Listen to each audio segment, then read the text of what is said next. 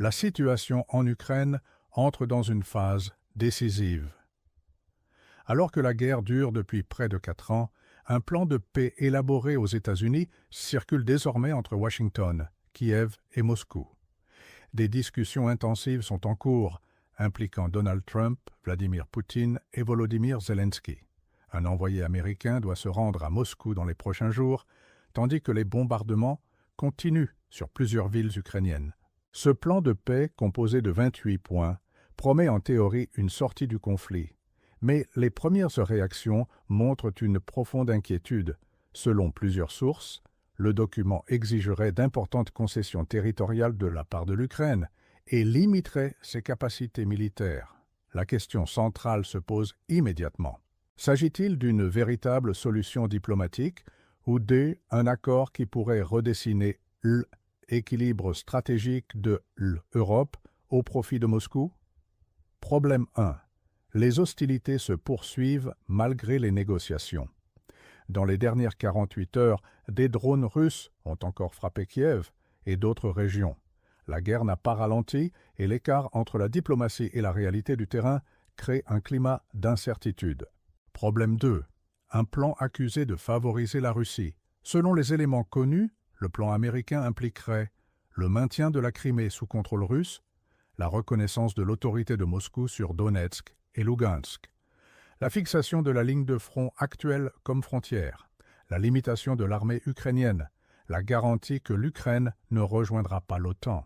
Ces points suscitent des critiques, notamment en Europe centrale et orientale.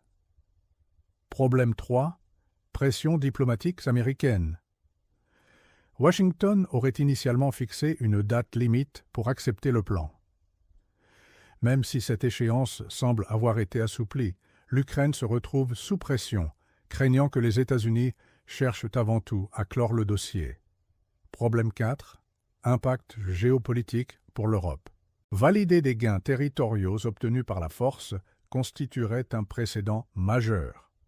Les pays voisins de la Russie redoutent une fragilisation durable de la sécurité européenne. 3.1. Origine et contenu du plan de paix.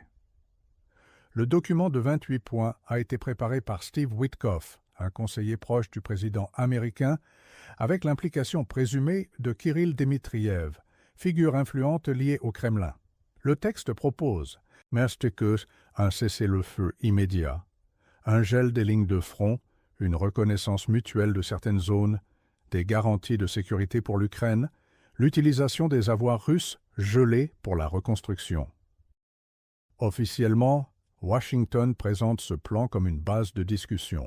Cependant, l'influence russe dans sa rédaction soulève des doutes quant à son équilibre. 3.2. La dynamique diplomatique actuelle.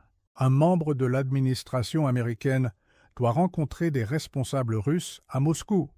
De son côté, l'Ukraine échange avec Donald Trump et ses conseillers afin d'obtenir des clarifications. Trump affirme désormais que des ajustements sont possibles, signe que Washington tente de calmer les critiques et d'éviter une rupture totale avec Kiev. Pendant ce temps, des responsables européens appellent à la prudence. Certains estiment qu'il n'y a pas de solution militaire durable. Des peintres autres mettent en garde contre une paix imposée qui pourrait affaiblir la souveraineté ukrainienne et encourager de futures agressions. 3.3. Les réactions des parties prenantes. En Ukraine, les autorités parlent ouvertement d'un plan problématique. Zelensky insiste qu'aucun accord ne peut être signé sans garantie solide concernant la sécurité, les frontières et l'avenir politique du pays. À Moscou, la Russie adopte une communication prudente. Le Kremlin semble voir ce plan comme une opportunité de valider ses gains territoriaux. Toutefois, Moscou exige également des garanties supplémentaires, la limitation durable de l'armée ukrainienne, l'assurance d'un recul de l'influence militaire occidentale, la reconnaissance politique des annexions. En Europe, une fracture émerge entre les pays. Certains souhaitent une paix rapide pour réduire les risques économiques et énergétiques. D'autres considèrent que céder à la pression russe reviendrait à trahir les principes du droit international. 3.4. La situation militaire, une guerre toujours active. Au moment même où les discussions avancent, les attaques russes se poursuivent.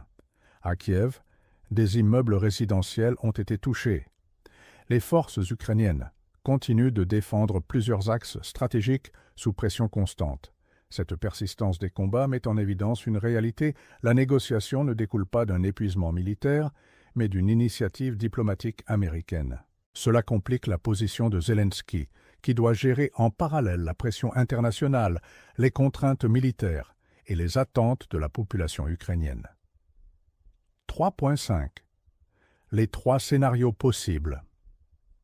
Scénario A, un accord est signé rapidement. Le conflit s'arrête, les lignes de front deviennent frontières temporaires ou permanentes, et la reconstruction commence. Ce scénario offre un répit immédiat, mais comporte un coût politique et symbolique énorme pour l'Ukraine. Scénario B, le plan est rejeté. Le conflit se poursuit. La Russie pourrait intensifier les opérations pour améliorer sa position avant une nouvelle série de discussions. L'Ukraine dépendrait encore davantage du soutien occidental. Scénario C, un accord révisé, apparaît. C'est l'hypothèse la plus probable. Le plan pourrait évoluer. Présence d'observateurs internationaux, mécanismes de surveillance, calendrier progressif pour certaines concessions, garantie militaire plus solide pour l'Ukraine.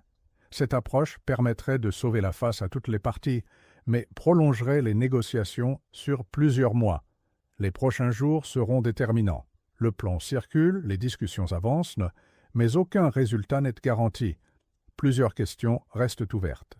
L'Ukraine acceptera-t-elle d'importantes concessions territoriales en échange de garanties internationales? Les États-Unis exerceront-ils une pression accrue pour faire adopter le plan rapidement?